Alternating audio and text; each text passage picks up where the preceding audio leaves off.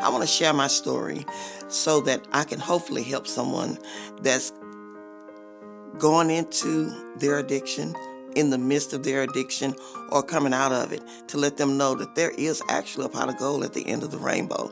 That light at the end of that tunnel is so bright. I mean, the hope is just awesome. The success is breathtaking. It's the best high you'll ever get. No drugs.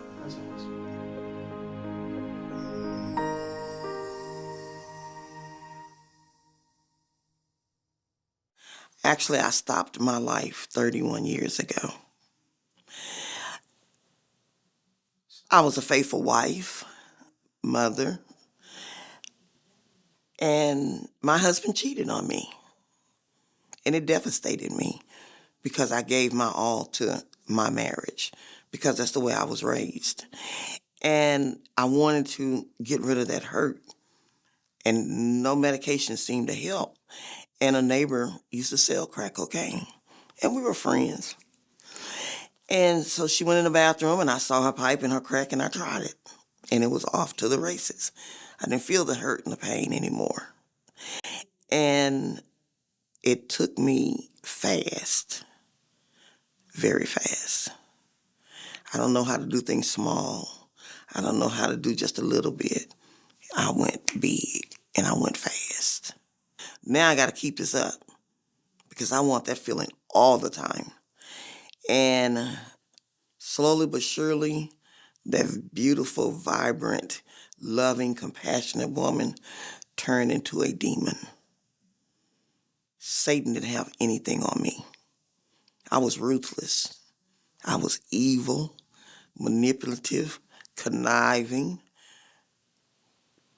selfish, self-centered, just didn't care.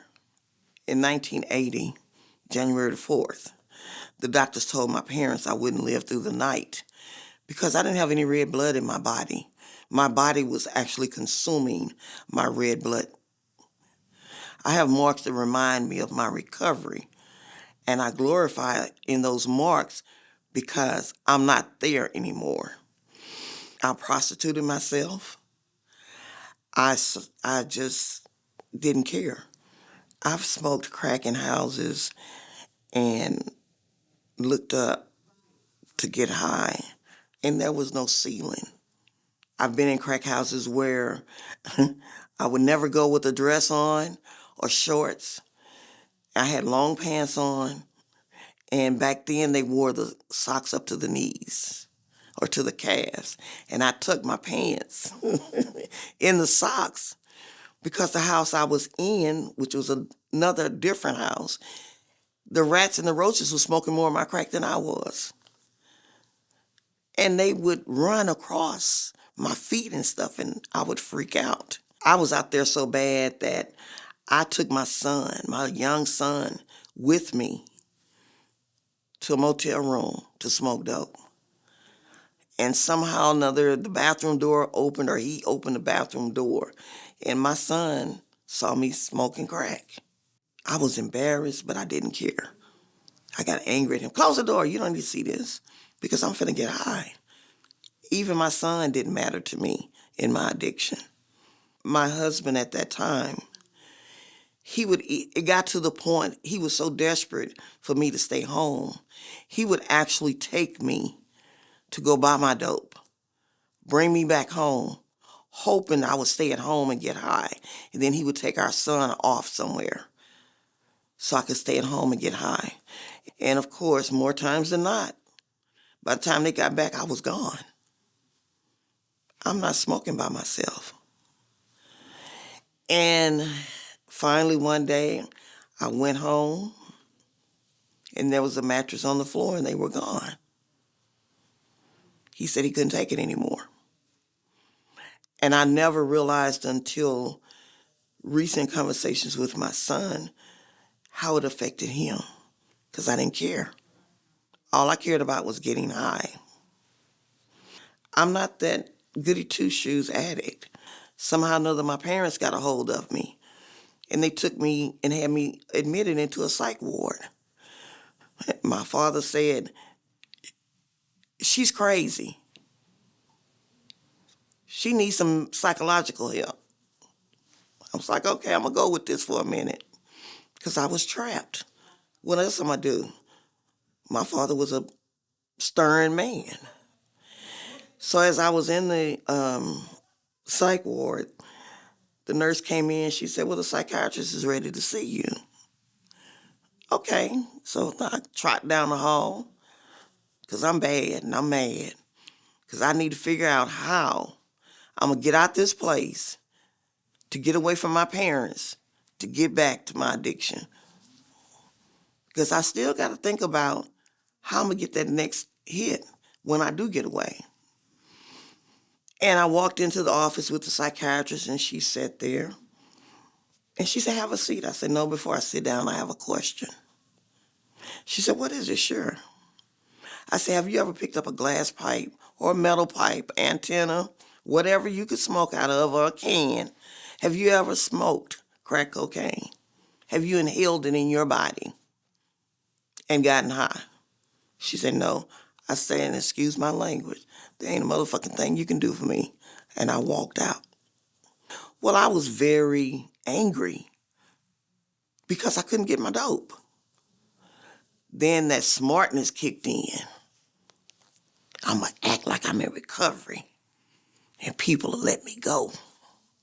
Because I knew one day I was going to go back to it. And when that day came, my mother received a call. You seen Charlotte? Oh, she left out with her dad this morning going to look for a job. Go see if that purple backpack is in her room. And it's ironic because purple is my favorite color to this day. And she said, no, it's gone. Go see if her toothbrush is in there. And she had some money in the bottom drawer. I had a change of clothes, my money, a toothbrush, a bar of soap, and I was gone. My mother cried. She said, she gone, huh? I said, yeah, I'm sorry. She got away.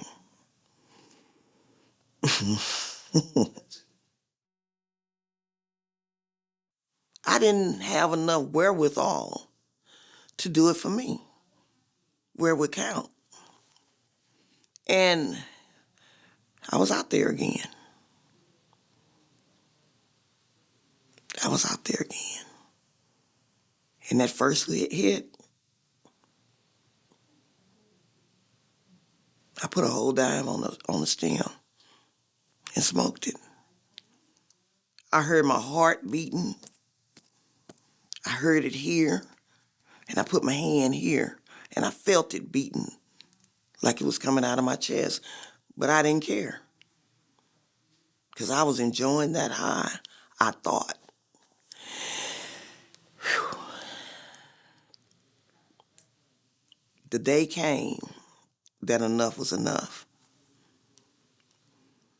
I was in Missouri City, Texas. I had already paid to sleep in this person's house, which was down the sidewalk from the dope house I went and smoked in. But I sat outside on a milk crate, and I had a dress on that day. I'll never forget that day. And in my lap, I had a towel.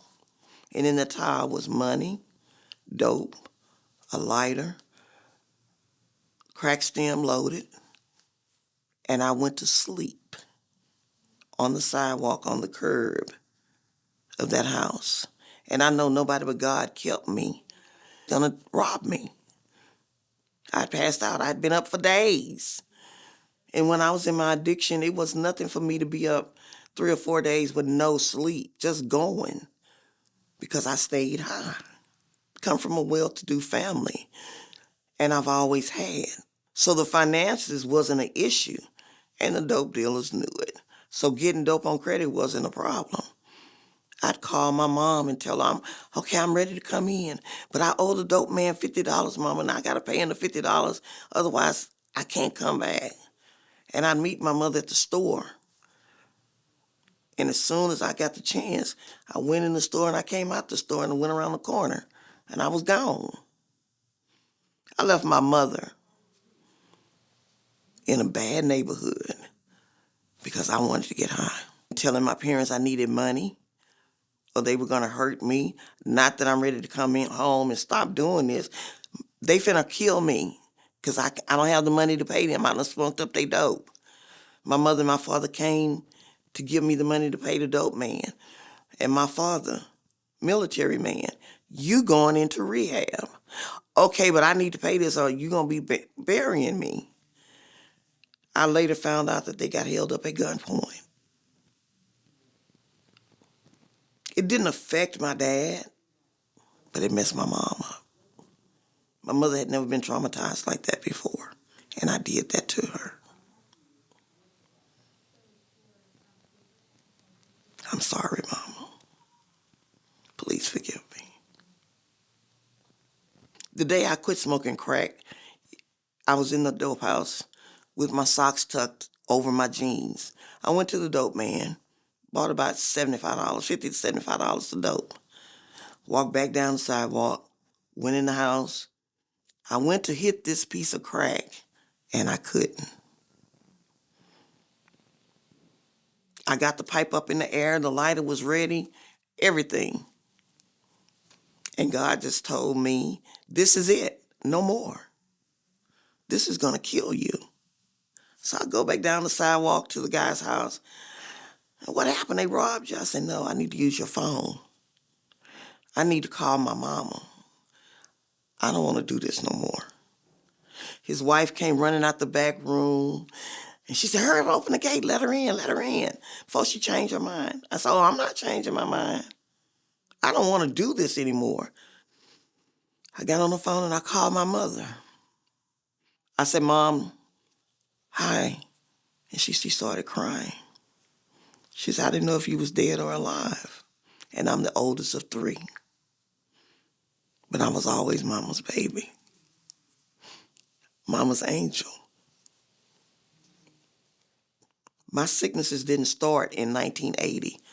They started at the age of 6 years old with kidney failure, appendix infection, anemia, cancer. I'm a 5-time cancer survivor, and I only did radiation and chemo one time by God's grace. And she said, where are you? I said, I'm in Missouri City. She said, I'm on my way. I said, please hurry. I said, I'm going to go over to Auntie's house. I'll be there because I don't want you over here. And it's dangerous.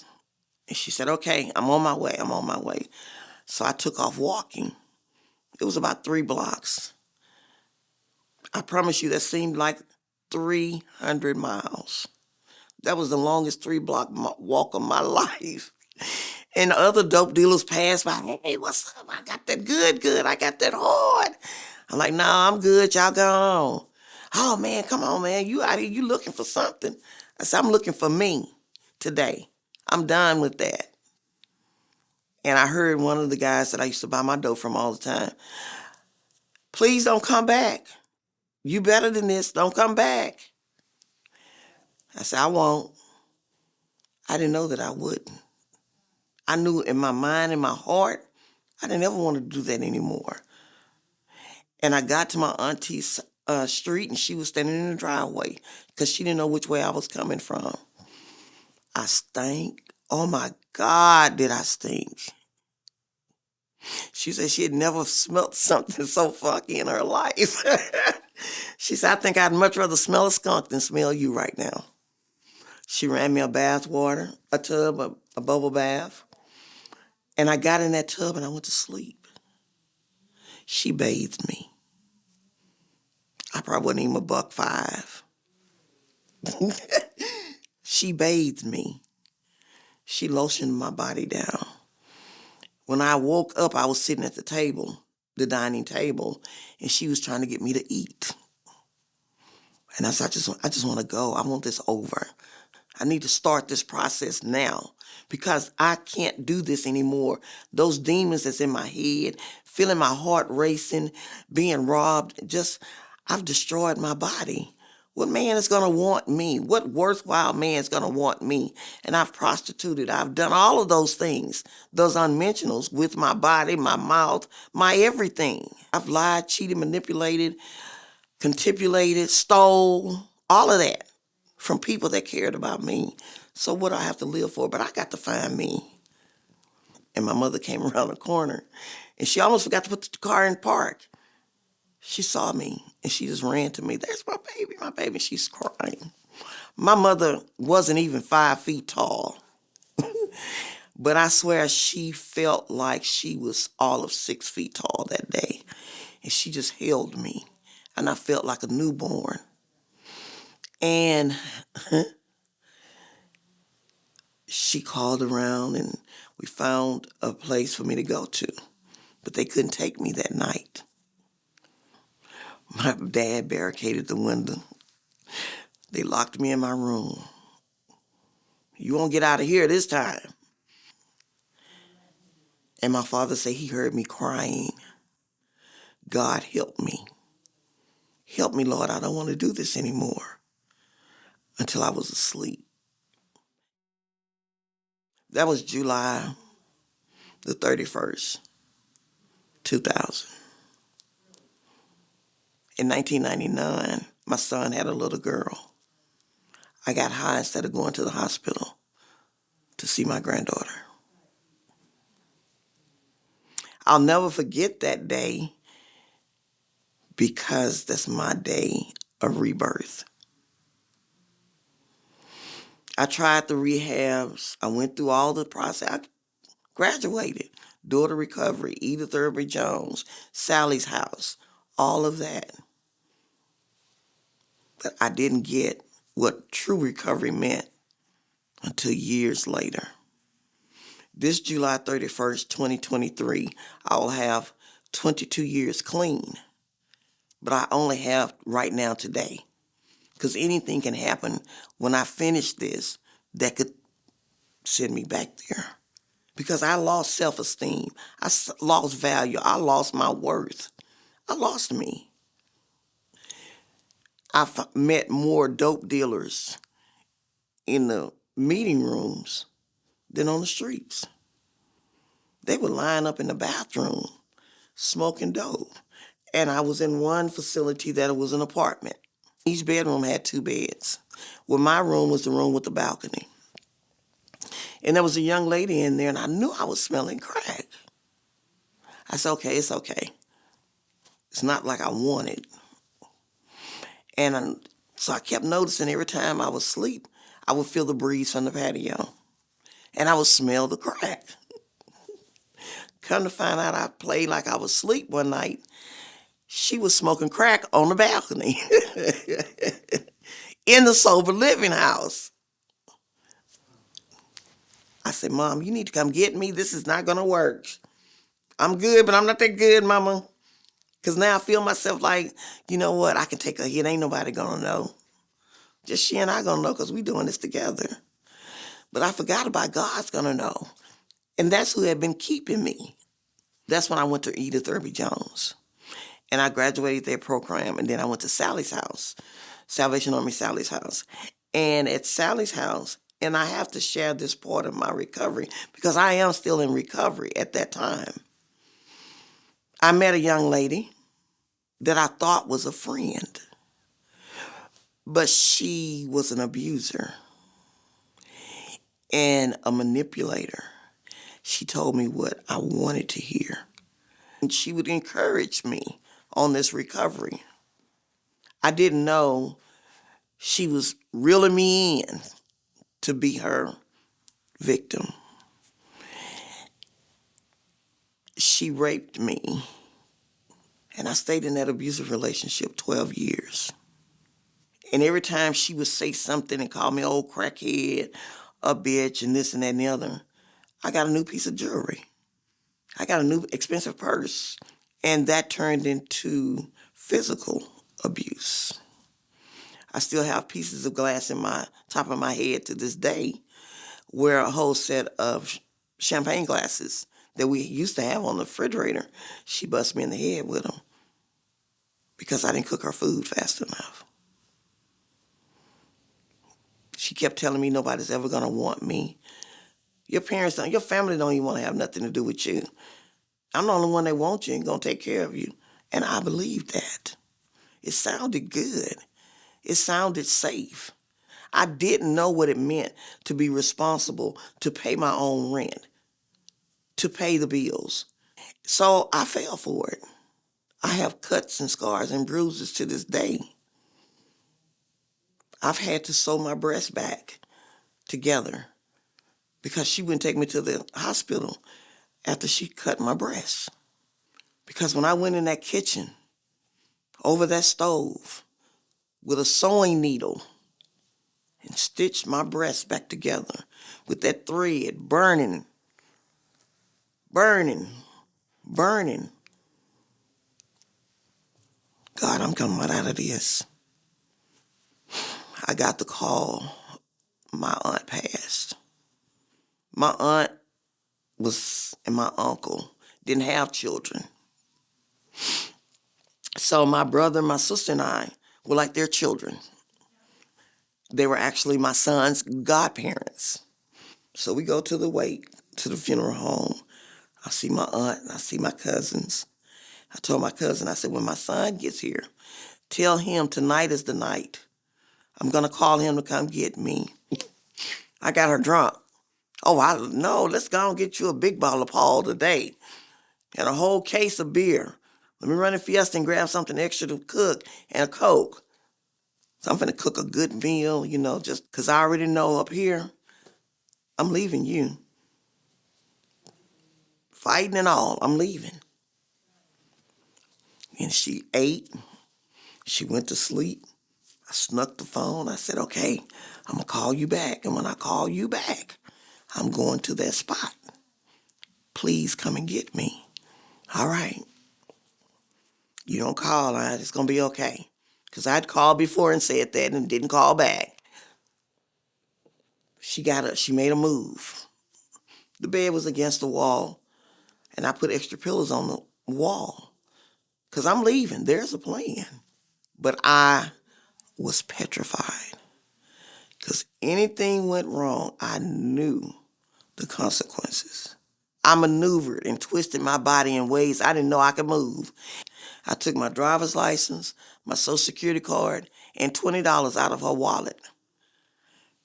And I had a backpack and I had a dress, a change of clothes. And I got the phone and I called my son. I said, I'm going out the door, I'm ready. He said, Mom, I'm in Beaumont.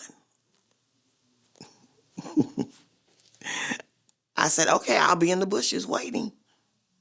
Because I got to go, it's now or never. As I go out the door, we live between two churches in Fifth Ward. I saw one of the neighbors, and I knew he was watching every move I made for her. But this day, he couldn't say anything because it wasn't his wife he was coming out the door with. I said, okay, God, I feel you. You're going to help me with this. And I spoke to them because I ran from the back of the duplex to the parking lot. And I had to stop because I saw them. And I'm walking fast. And they're getting in the car. So I ran to my spot. And I got in the bushes. Now, Beaumont is a long way from Fifth Ward. And I promise this didn't even take 10 minutes. And I heard tires screeching. I was just putting the bushes together to conceal, to hide me. And I saw these lights. And it was a truck. My son said, get in.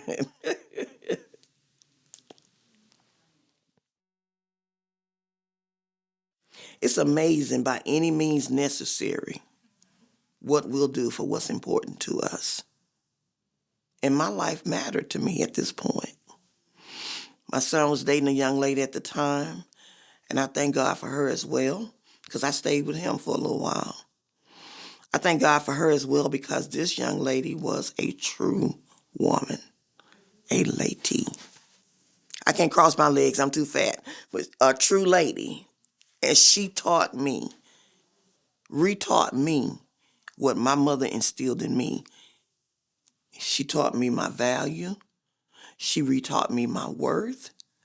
She took me and got my hair done, my nails done, a pedicure, bought me all new clothes. She did that. And I started feeling human again. Now, the glitch was I'm still depending on somebody else to take care of me. So in 2014 is when Charlotte became a responsible woman, because Charlotte realized that, okay, I need to get into my own place. I moved from my son's house because I called her to see how she was doing. I moved from my son's house. He said, you can't stay here. I don't want her in my house. You know, I did all of this for you. And I understood. Went to my uncle's house. May he rest in peace as well. Left his house, went to Houston Area Women's Center. That was the true beginning of the success of my moving forward to being who I am today. I graduated their program, learned budgeting, responsibility, and what it really means to be sober. And I've come to the realization relapse doesn't happen because I come into money, there's the death of someone, or something tragic happens in my life. Relapse happens because you're not done using. Opportunity presented itself on several occasions for me to relapse. And I didn't. I don't have the desire. I didn't want that feeling. I don't want to feel like that anymore. And I, thank you, Lord. I graduated at the year program at Wellsprings. I got my first place on my own. And I lived by NRG Stadium. And I was paying the rent, doing this. And Wellsprings had a fundraiser. And I was the guest speaker, helping to raise money for an organization that helped me. And in the midst of all of that, I moved from the condo that I was living in by NRG to a mid-rise. And when I moved to the mid-rise, I was making more money, so I was able to pay more and live. My son live in a high-rise. I want to live in a mid-rise. I can live the good life. I'm used to good stuff. And I helped someone that was homeless, and I ended up getting evicted. But it's my fault. And today I realize I have to own my stuff. I should have never counted on somebody else to pay my rent. That was my responsibility. They were just paying what I asked them to pay to stay there. But it was my responsibility to pay that rent. And that was the awakening that when you don't do right, you don't get to stay. And they gave me 72 hours to move. I'm homeless now. I called my sister and my son, told them what happened. You can't come here. That devastated me. I slept in my truck. I slept at the hotel. I had a job. I worked to pay that hotel bill at extended stay. And it got to the point where I still needed money. I had to keep my truck up, had to keep gas in it. And they told me that I needed to pay this exuberant amount of money. I didn't have it. So at the same time, I'm still looking for shelters to move into. And the day I was to move out of the hotel, the Mission of Yahweh called me. They had a bed. Could I come in the next morning, do my, intake and everything? I talked to the manager at the extended stay and begged her to give me 2 days, and I would come back and give her some more money. She said, no, you're going to stay these 2 days. You're going to take that money, and you're going to do the right thing. But I also started working on me. And why did I keep getting myself in these messes? And God had kept giving me so many chances. And as going through that, I got hooked up with housing. And today I've learned it's okay not to be okay. Because not only is there a mental imbalance, now I've added chemical imbalance to the mental, even though I'm off of drugs. It takes years to get that drug out of your body, but the effect is lifelong. So I faithfully take my little pill every night so I don't tear Houston up, because I have anger issues. I have codependency issues that I have learned how to be okay by myself, with myself. I always felt I needed people to be around me so the focus wouldn't be on me. We could focus on other people's stuff. Today, I love it. I live by myself, and I'm happy. Today, I have a relationship with a son that wouldn't take my phone calls, that wouldn't tell me nothing about his life, nothing about the girlfriends or issues he was having. Today, my son can say, hey, Mom, you got about $300 I can get from you? And I can say, yeah, no problem. And it won't break the bank, because today I've learned that if I go to work, I get paid. But if I take off because I just don't feel like going to work today, I don't get paid. So I can't go get the nails done. I can't go to Papa Do's. I can't go to True Looks. I can't even go to Jack in the Box, because I need to stay at home and fix a sandwich and be okay with that until my rent is paid, my car is paid, and all of that. That's why I have to tell people my story. I can verify it all. God will do this. But because I'm doing this for me, to make me be who I know God created me to be, to glorify Him, that He gets the glory and I don't take His glory, I have a vehicle. And my son shared with me so eloquently the other night my life story.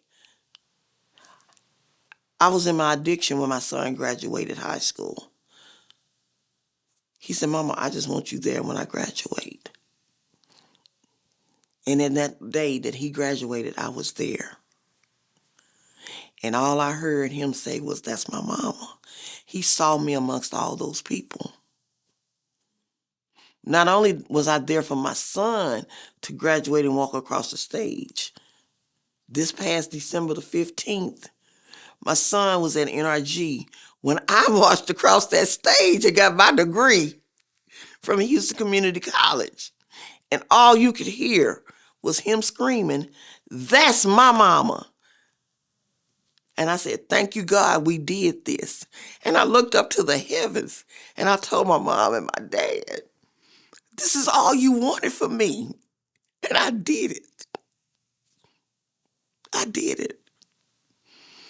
This addict did it because I called on God. And I reached deep down in me and dug out what God had for me. If you want it, talk to God about it. Do the recovery for you. Don't do it for nobody else. Don't do it for the judicial system. Don't do it for family, loved ones. Don't do it just for the recognition to be able to say, I'm a recovering addict. Do it because you genuinely want to be that better person. I'm here to tell you, there is a pot of gold at the end of the rainbow. It's reachable. It's real. But you gotta do it. You're gonna put some work in. You're gonna make some sacrifices. And the same things I went through and did to get my dope, I go through each and every day to stay clean and soak, to stay focused, and to be able to live a good life. I don't have everything I want, but I got everything I need, and I can help others, and I try to bless others. And I know that I am a child of God that is worth more than anyone would ever know. I live by myself, with myself. I've been in my new condo behind the Galleria in Houston 4 years straight. I've never been late on my rent, never gone hungry, never been in the dark, never suffered anything. And I give God all the glory because He's doing it through me. And that's my story.